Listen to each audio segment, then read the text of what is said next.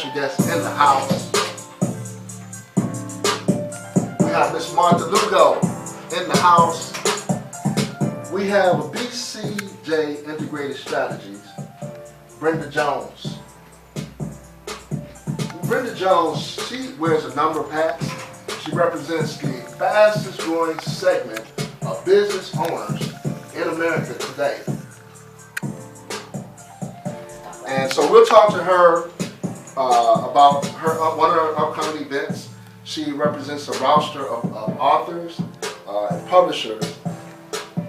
And BCJ handles advertising and marketing and PR needs for small and developing businesses. So, welcome to the show, Ms. Jones. Thank you very much. How are you doing today? I'm all right. It's good to be here. It's good to have you. And just for the record, we know that we caught you, we asked you to come on to the show and speak, like at the last second.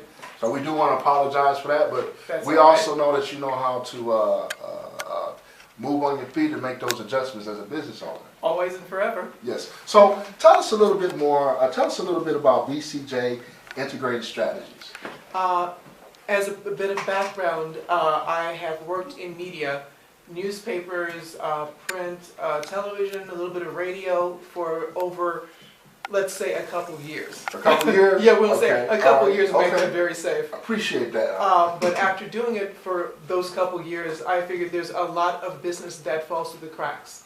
Larger companies, TV stations, newspapers, the larger ones are looking for the big headliners. So they're looking for the multinational advertisers. Mm-hmm. You'll see them on TV every day. You see the advertising in newspapers every day. But what about the small advertiser who's just making his way? Every advertiser started small at one time. No one started as a multinational. Everybody started working out of their back seat of their car. Mm-hmm. Somebody was cooking something in their kitchen and selling it at church. Yes. So who talks to those people who don't know that advertising and marketing is real for them?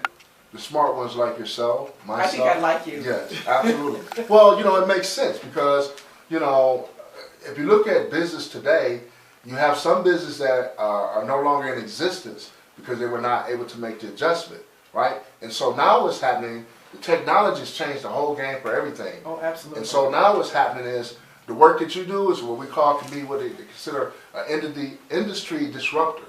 Why? Because you know people who may share a story with you, right? Yes. And then you're able to inspire them in such a way that they have the audacity to write a book, right? That's true. And then everything else that goes with the publishing arena, such as speaking engagements. I think you have an author that's coming here this week. Yes, we do. Yes, we do. This week, at the OC.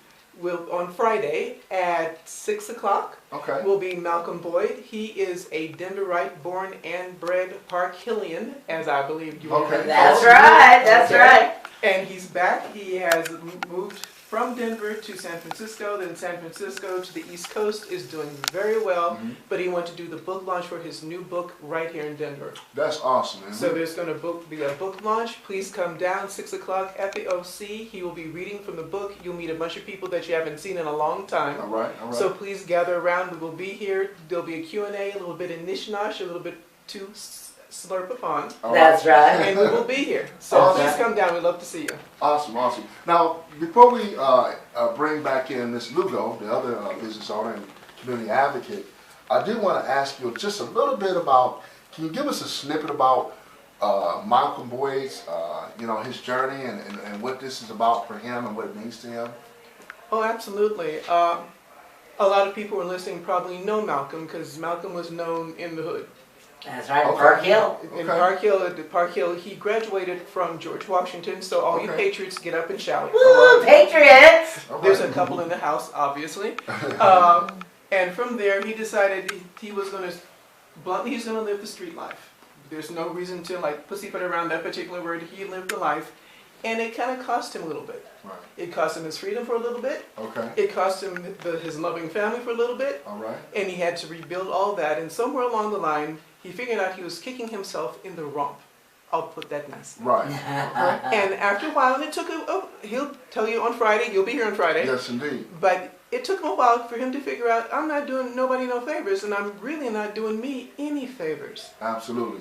Malcolm has always had the ability to write, all the way during school. He used to draw as well, for a matter of fact. But for the first time, he figured he could put it down on paper and somebody else might like to read the story. So the book that he'll be talking about on Friday is entitled One Way In, No Way Out. It's fiction, so it's not a life story, but I think you'll enjoy it. It is not supposed to change the world. You're not supposed to go home and cry about it or get on the mountaintop and scream, but if that works, that's okay. But it probably will impact a brother or a sister who can relate to it, Absolutely, right? positively. Absolutely. It is a multicultural book, so it's not about only the hood. Correct. It's not only about living that life. It's a mixture. It's funny. He has a take on the international drug trade and the economics of it that is not what you find in a hood book, because that's over and done with. All right. So we'll get a chance to experience the journey of Malcolm Boyd on Friday. Absolutely, Okay. positively. So we look forward to that. We want to say thank you. Also, we asked you to chime in with us on this conversation that has to do with the work that's going on with the Opportunity Center, About Town Media, a number of different partnerships, and how we can create equity. And so this is one of the ways that we create equity through organic sitting down, having those dialogues. And what we've tried to do is we frame it in public policy, business, and our community. And obviously, the work that you do, the work that Martha you do, it can fall in any one of those we'll say categories at any point in time. Absolutely. That's the great thing about it. Also, the disparities, which is why you do some of the work that you do to help level the playing field, if you will. Yes. And a lot of times it's about modeling and providing models for folks who don't get it. Yes. You know what I'm saying? That's in the system or part of the system. So, what would you like to share with our audience as far as having a real impact through whether it be volunteering, whether it be working, but taking some time and really understanding your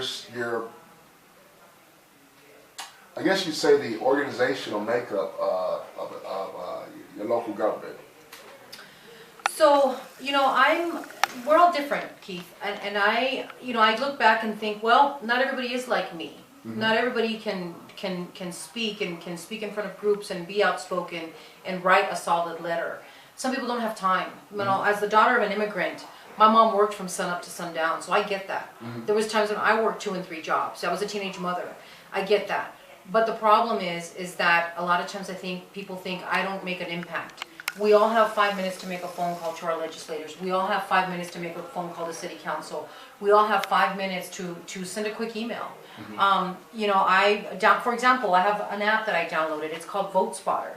So you put in your address, and then it sends you updates as to how your legislators have voted. Mm-hmm. And we need to know these things, yeah. Because if we don't agree with how our legislators are voting, then we need to hold them accountable and let them know, hey, I'm not in agreement with how you voted in this particular piece of legislation.